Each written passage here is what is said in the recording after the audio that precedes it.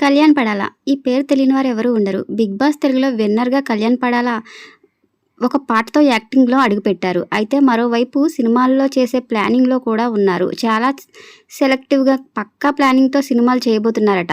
తాజాగా ఒక యూట్యూబ్ ఛానల్‌లో ఇంటర్వ్యూ ఇచ్చారు కళ్యాణ్ పడాల. అయితే తను చాలా స్క్రిప్ట్‌లు విన్నానని, వాటిలో కొన్ని బాగా నచ్చాయని, వాటిపై వర్కౌట్లు చేస్తున్నట్లు తెలిపారు. ఏదో వచ్చామా పోయామా అనేలా కాకుండా ఇండస్ట్రీలో నిలబడేలా సినిమాలు చేయాలనుకుంటున్నట్లు ఆయన ఒక ఇంటర్వ్యూలో అయితే చెప్పారు. ఆ ఇంటర్వ్యూలో తనుజతో ఉన్న అనుబంధంపై కూడా ఆయన ఓపెన్ అయ్యి ఒక విషయం అయితే షేర్ చేశారు. 'బిగ్ బాస్' షోలో ఎలా ఉన్నామో ఇప్పుడు కూడా అలానే ఉన్నామని చెప్పుకొచ్చారు కళ్యాణ్ పడాల.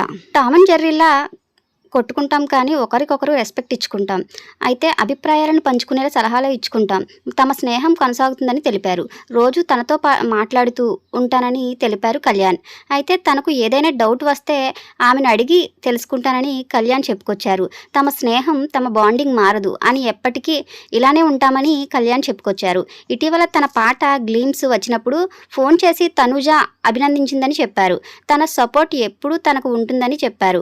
ప్రస్తుతం 'కుక్కు విత్ జాతిరత్నాల్లో' ఇద్దరూ కలిసే షో చేశామని, దానిలో తనుజ విన్నర్గా నిలిచిందని, తనుజ విన్నర్ అవ్వడం తనకు చాలా ఆనందపడుతున్నానని చెప్పుకొచ్చారు. అయితే Kalyan Padala 'big boss' Telugu season విన్నర్గా నిలిచిన విషయం తెలిసిందే.